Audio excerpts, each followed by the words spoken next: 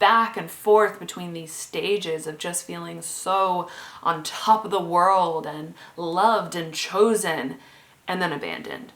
And then loved and chosen, and then abandoned again.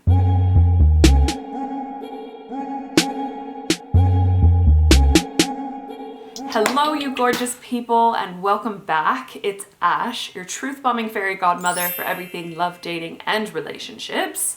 Today's video is on a topic that I am so excited to dive into, which is about the attraction and ultimately the addiction to chaotic, unstable, hot and cold, unpredictable roller coaster relationships. Because so many of us romanticize these types of relationships and see them as passionate and stimulating and exciting when they're good, yet fail to truly grasp just how destructive they are when they're not so good.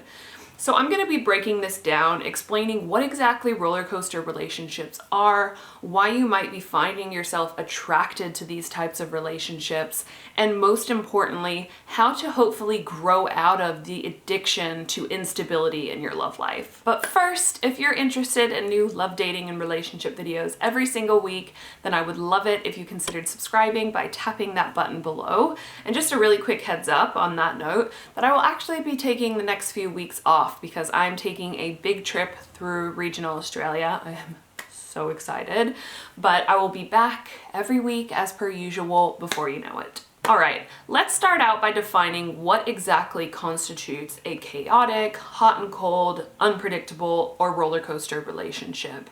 And when we think of a chaotic relationship, I think our initial image is to think of a couple who has these huge epic fights or these big volatile highs and lows or just constant drama.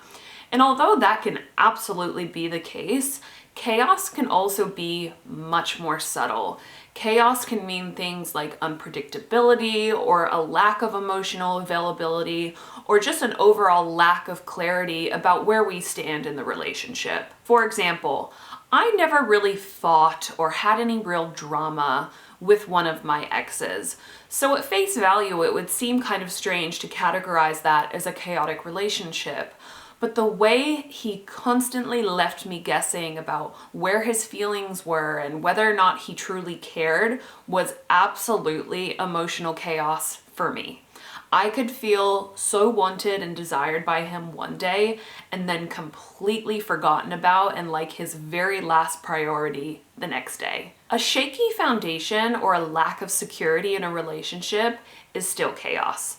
So whether it's a relationship plagued by the highest of highs and the lowest of lows due to various drama and fighting, or whether it's just the withholding or the absence of security and emotional connectedness, I think of them as one and the same. Now, why is it that these types of relationships are so alluring and so addictive? I am well aware that there is something incredibly seductive about these types of dynamics and that leaving them behind is very difficult. So for those of you watching who realize that you too are someone who is turned on by chaos, I'd like to explain one of the most common reasons why that is. Why do we fall so bloody hard for people who create emotional chaos in our lives? Because of something called trauma bonding. And this is something that Dr. Nicole LePera at the Holistic Psychologist focuses a lot of her work on. And I'm kind of paraphrasing here, but she explains trauma bonds as the following. The attachments we have with parents or caregivers set the foundation for our adult relationships. If our needs are met, we have secure attachments. If our needs are not met, we have insecure attachments. Given that our brains are still developing in childhood, we can become addicted to the same biological responses in the brain and nervous system when we enter adult relationships. Trauma bonds are relationships where we repeat the same dynamics we experienced in childhood with a parent or caregiver through a romantic partner or close friend. If there was chaos, unpredictable behavior, lack of emotional connection, lack of safety, lack of clear boundaries, unhealthy coping mechanisms, or abandonment in our earliest relationships, we will engage in trauma bonds. And just like I explained before with how chaos can mean something more subtle than the more obvious drama-filled relationship, the exact same thing is true when it comes to your relationship with your caregivers or your family. Like me, you could have had parents who were physically very present with you, who loved you the way that they knew how, who always sat around the dinner table at night, but were just not equipped to meet your emotional needs. It doesn't mean that they didn't love you, but one way or another, it just means that you weren't provided the type of emotional availability and understanding and acceptance and sensitivity that you needed. And as a result, your brain and nervous system crave similar dynamics in adulthood. You have been hardwired to feel stimulated and turned on by unpredictability, inconsistency, and insecurity. Relationships that allow us to recreate those chaotic dynamics make us feel at home. And this is why they are so damn alluring and addictive. They register at a level that is so deeply ingrained within us. It truly is a type of emotional addiction because we go through these epic highs of just feeling so alive and excited and full of passion with this other person, but then when it plummets so hard. And that cycle contributes to its intoxicating effect because we go back and forth between these stages of just feeling so on top of the world and loved and chosen, and then abandoned, and then loved and chosen, and then abandoned again. And isn't that exactly what getting high on something is like? It feels so good when we're getting that fix, but then we come down and it's awful. So we just crave that good feeling again. So we get that fix and then we come down again, and the process just keeps repeating. And Rising Woman posted something really good about this dynamic recently. And it said, roller coaster relationships are hard to leave because the highs and lows are so intense that we often feel addicted to the person. When we experience great intensity with someone, we form a bond to them. And even if it's an incredibly unhealthy bond, it strengthens every time there's a big explosive conflict followed by a euphoric makeup. So leaving these kinds of relationships truly is like going through a type of withdrawal. When roller coaster dynamics are what revs your engine and what you have been hardwired to seek out, growing out of these trauma bond relationships takes some serious self-awareness, intention, and work.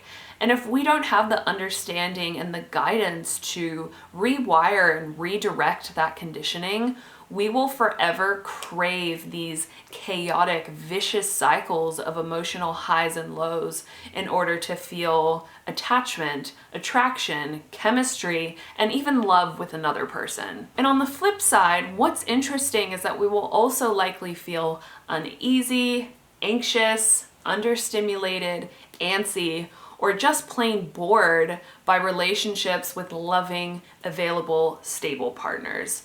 And the concept of feeling bored in healthy, secure relationships is a whole other topic that I will absolutely be doing a separate video about, so I won't get into that now. So instead, let's discuss ways that you can actually grow out of this need for unstable, tumultuous, and ultimately devastating and destructive relationships. Now, as a reminder, I am not a therapist, and I can only speak to what helped me personally when it came to evolving past this craving for chaos. So first and foremost, getting a really good therapist who can help work with you to heal your inner child is an absolute must, because that's where this wound that is causing you to feel ignited by toxicity is living. So please don't overlook the importance of working with a really good psych that can help guide you through that process. But in addition to that, one of the most beneficial things I've done is to learn how to satisfy that craving for excitement and unpredictability and spontaneity in healthy ways, in ways that don't involve re-traumatizing myself in my relationships. For example, traveling and always having some type of trip planned is one of the biggest ways I quench that thirst for adventure and newness, even if it's just a weekend trip with my partner somewhere that we've never been, or starting passion projects in which I get to discover new, exciting, inspiring things about myself. This YouTube channel where I get to connect and build relationships with all of you guys from all around the world being a primary example of that. So starting new hobbies or a physical activity or a new sport.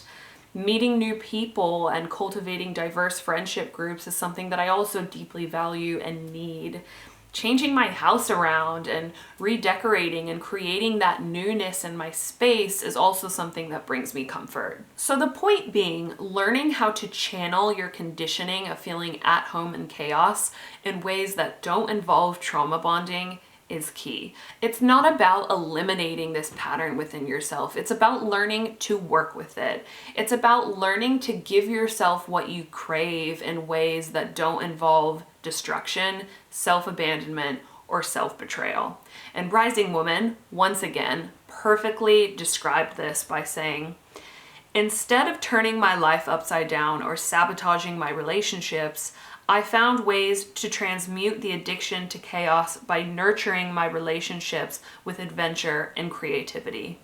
I'd find a way to give my inner child what she craved in a healthy way.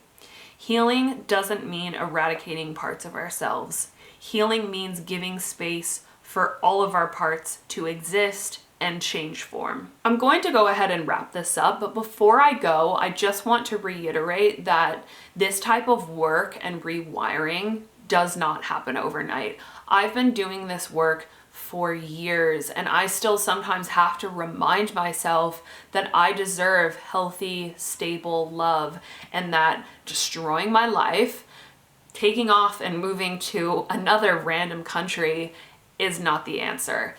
It's a process. It takes work, but it is so worth it. All right, everyone, thank you so much for watching. And as always, I would love to hear your thoughts and stories about this topic. And just a reminder again that I won't be seeing you all until mid-September, but I will still be checking and replying to comments when I can. I love you all so much, and I will see you all very soon. Ooh, when I get you inside.